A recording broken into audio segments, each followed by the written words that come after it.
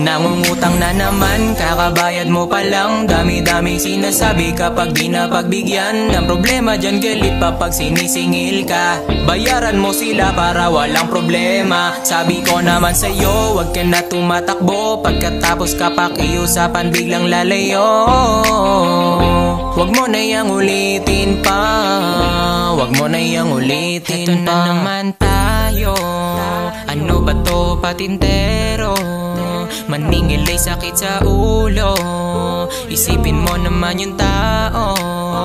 Sabi mo katapusan mo magbabayadan, pero pag nakasalubong iniiwasan. Bilang naman kasi pera ang usapan dyan. Tandaan mo ang tiwala nawawasak yan. Pwede naman na mag down, down, down. Di kami na madali, halos di ka lumitaw, pero utang ang galing. Iniisip mong madamot pag tumatanggi, kaya bakit parang kami pamal